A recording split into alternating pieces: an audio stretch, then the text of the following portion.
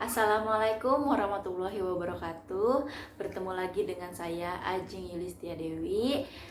Saya mahasiswi STAI Bani Saleh Tambun semester 6.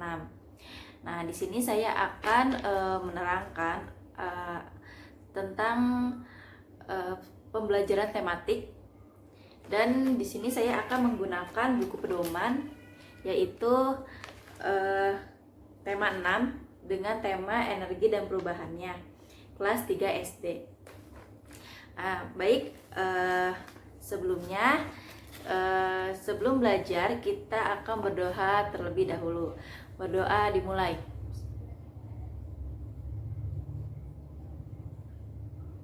Amin. Oke, selanjutnya kita akan menyimak tentang pembelajaran pada kali ini, yaitu energi dan perubahannya.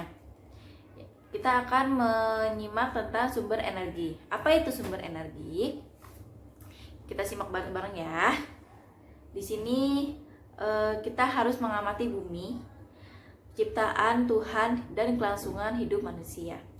Di bumi ada matahari, air, udara, tanah, hewan, tumbuhan, dan lain sebagainya. Semua bermanfaat bagi manusia. Benda-benda tersebut menghasilkan sumber energi. Apa itu energi? Bagaimana energi diperoleh? Bagaimana cara manusia memanfaatkan energi dengan benar? Apakah energi akan habis? Bagaimana agar energi tidak cepat habis? Dan masih banyak lagi pertanyaan-pertanyaan tentang energi. Mari kita pelajari bersama-sama. Baik. Nah, di sini ada gambar. Jadi di sini ada gambar, ada siswi yang sakit dan dia akan menuju UKS atau unit kesehatan sekolah yang diantar oleh guru dan dijemput oleh kedua temannya yang menjaga UKS tersebut. Nah, jadi di sini ada sebuah teks yang akan kita baca. Saat mengikuti kegiatan jasmani, tiba-tiba tubuh Siti lemas dan hampir jatuh. Wajahnya tampak pucat. Pak Guru segera membawa Siti ke ruang unit kesehatan sekolah atau UKS. Sambil berjalan ke UKS, Pak Guru menanyakan, apakah Siti sudah sarapan? Ternyata Siti belum sarapan. Itulah penyebabnya tubuh Siti menjadi lemas tak bertenaga. Sesampainya di ruang UKS, Siti disuruh berbaring. Sementara Pak Guru membuatkan teh manis. Kemudian, Pak Guru menyuruh Siti meminum teh manis tersebut. Pak Guru menjelaskan kepada Siti bahwa tubuh kita perlu energi. Nah, jadi dari teks ini kita mengetahui bahwa tubuh kita itu memerlukan energi. Dari apa? Dari karbohidrat, dari protein, dari vitamin, dari lemak, dan lain sebagainya. Dari mana kita akan mendapatkan itu semua? Yaitu dari sumber makanan yang kita makan, seperti nasi, roti, terus sayur, ikan, ayam, dan lain sebagainya. Jadi sebelum kita melakukan aktivitas, sebaiknya kita perlu sarapan atau makan agar tubuh kita bertambah, atau energi yang kita butuhkan untuk kegiatan selanjutnya itu kuat gitu, tercapai. Nah, selanjutnya ada teks tentang matahari adalah sumber terbesar di bumi. Kita baca bareng-bareng ya. Semua benda yang menghasilkan energi disebut sumber energi. Tuhan menciptakan bermacam-macam energi. Ada air, udara, dan sumber energi lainnya. Tumbuhan dan hewan adalah sumber makanan. Makanan menghasilkan energi yang baik bagi tubuh. Jadi, tumbuhan dan hewan juga sumber energi. Sumber energi lainnya ada di bumi adalah matahari.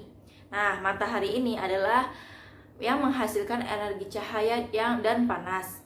Cahaya dan panas matahari merupakan sumber kehidupan di bumi. Matahari adalah sumber energi terbesar di bumi.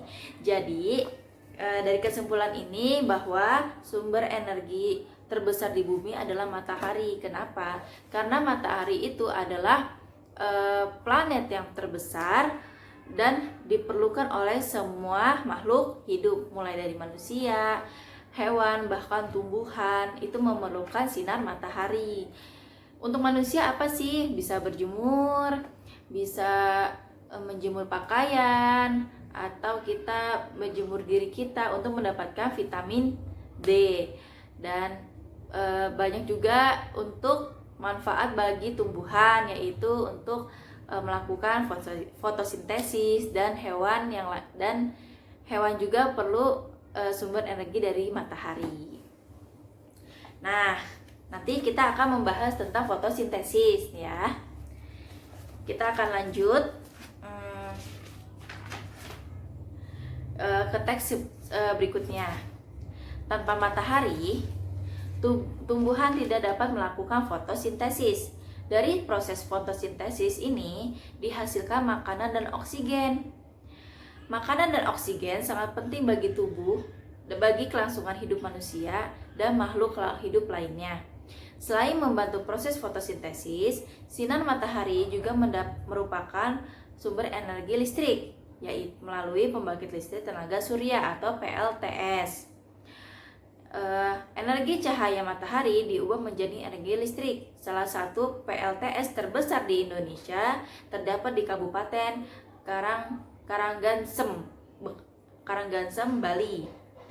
Nah, jadi selain untuk kebutuhan makhluk hidup lainnya, sumber matahari itu ternyata juga bermanfaat untuk listrik ya, tenaga surya. Jadi menghemat biaya, menghemat bahan bakar, dan menghemat yang lainnya ya. Soalnya itu langsung kita mengambilnya dari sinar matahari. Nah, di sini ada pertanyaan. Nomor 1, tuliskan informasi yang terdapat pada paragraf pertama. Yang kedua, paragraf keberapakah terdapat informasi tentang sumber energi. Yang ketiga, apakah energi panas matahari, manfaat energi panas matahari. Yang keempat adalah apa yang dihasilkan dari fotosintesis. Dan yang kelima adalah mengapa matahari disebut sebagai sumber energi terbesar di bumi. Oke. Nanti kita kerjakan bareng-bareng. Sekarang saya akan menjelaskan tentang fotosintesis pada tumbuhan yang dibantu oleh sinar matahari. Nah, di sini ada gambarnya. Jadi,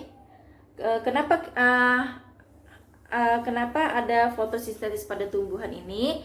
Yaitu manfaatnya adalah untuk bahan cadangan makanan, untuk oksigen udara ya. Jadi semakin banyak tumbuhan yang ada di sekitar lingkungan kita, nah udara di lingkungan sekitar juga lebih bagus gitu. Karena apa? Karena kita mendapatkan oksigen dari tumbuhan, yaitu. Jadi di sini ada akar, ada daun, ada batang, ada air dari bawah tanah ya. Nah, untuk mendapatkan fotosintesis, jadi energi dari matahari itu menyinari tumbuhan ini, dan kemudian tumbuhan mengeluarkan oksigen untuk udara, untuk lingkungan. Lalu selain energi matahari, tumbuhan juga perlu air ya di dalam tanah. Jadi air ini akan diserap oleh akar untuk menghasilkan oksigen. Nah, selain itu ada karbon dioksida. Apa itu karbon dioksida? Jadi karbon dioksida itu semacam zat yang tidak diperlukan. Nah, jadi ini karbon dioksida ini dia akan keluar dari dia akan masuk. Jadi udara-udara yang berpolusi dia akan diserap oleh tumbuhan, dan tumbuhan akan mengeluarkan oksigen. Nah, seperti itu. Jadi begitu ya. Nah, makanya di pedesaan itu kenapa udaranya itu sangat sejuk, sangat enak gitu ya untuk dihirup, karena banyak banyak sekali pepohonan di sana, dan pohon itu, tumbuhan-tumbuhan di sana itu punya peran masing-masing, yaitu menyerap karbon dioksida dan mengeluarkan oksigen agar udara yang ada di sekitarnya itu tetap terjaga, tetap sejuk, tetap tidak berpolusi gitu. Oke, selanjutnya adalah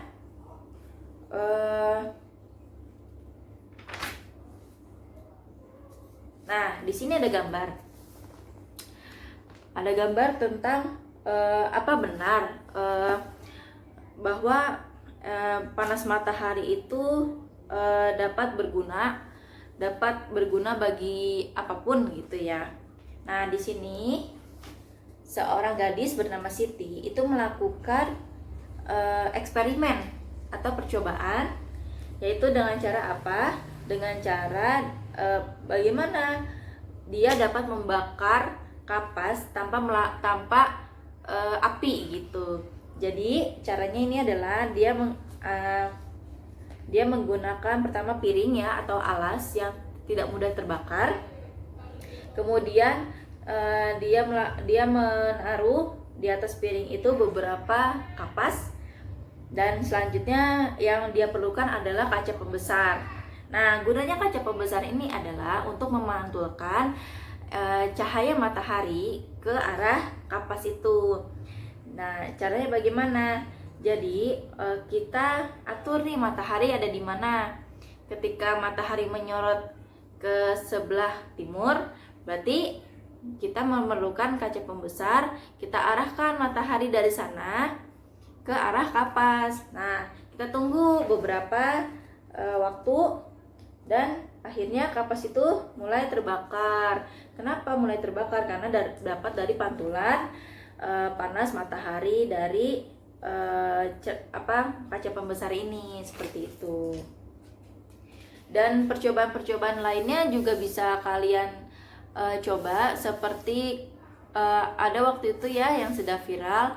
Jadi ada warga yang saking panasnya gitu ya, saking panasnya di suatu daerah, dan dia menggoreng ikan tanpa api gitu. Jadi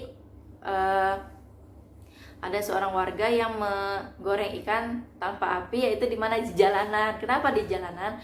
Karena saat itu terik matahari sangat panas, dan ketika wajan yang terbuat dari aluminium atau dari stainless steel, dan itu kan menghantar panas.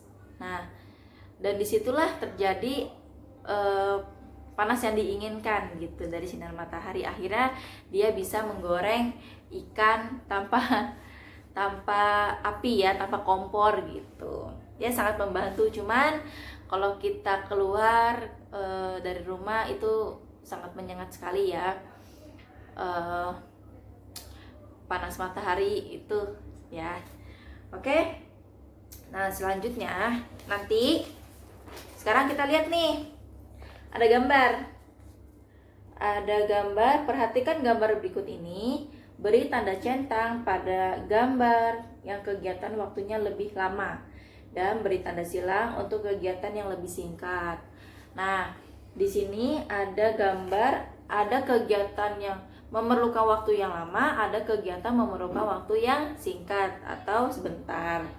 Oke, yang pertama adalah anaknya sedang membantu ibunya membuat kue. Apakah yang diperlukan waktu ini sebentar, singkat, atau lama?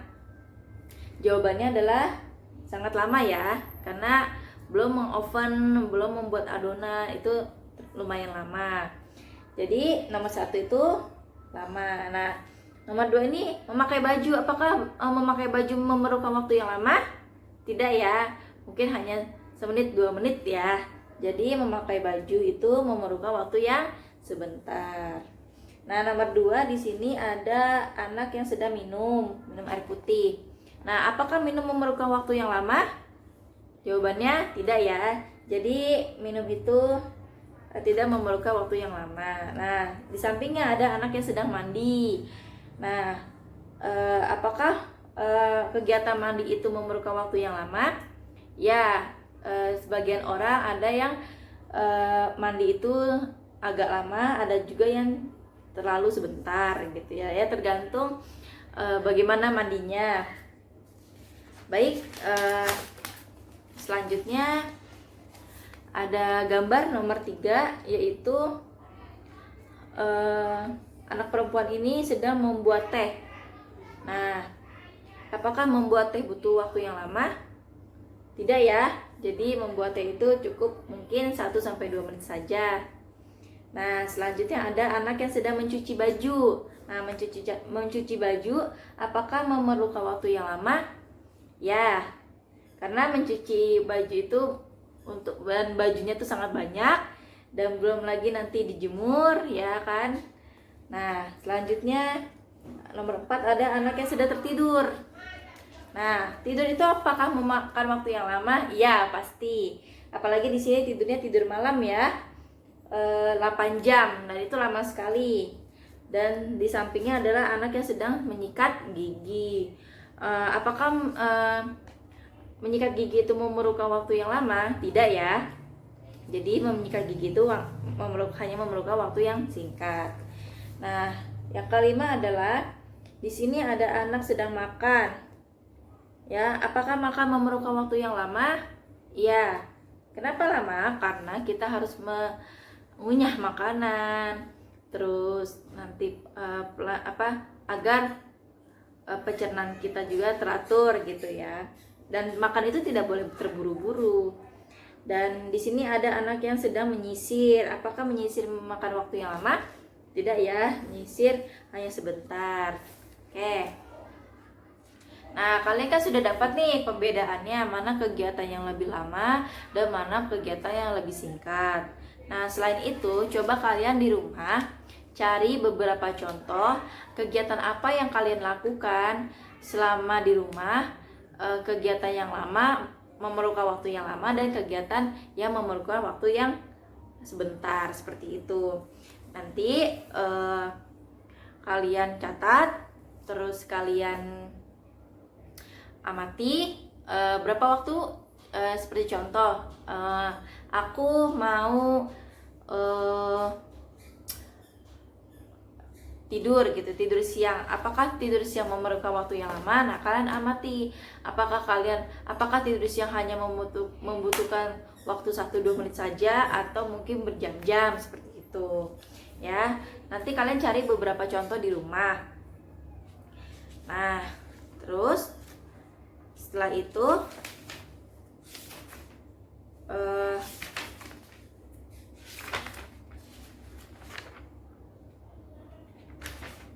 di sini kita akan melihat teks tentang menjaga kelestarian energi adalah kewajiban bersama. Nah, materi ini akan disampaikan pekan depan. Jadi untuk hari ini dicukupkan sekian. Jika ada yang ingin bertanya boleh, dan semuanya paham ya. Oke. Baik, itu saja dari Ibu. Kurang lebihnya mohon maaf. Wabillahi taufik wa hidayah. Wassalamualaikum warahmatullahi wabarakatuh.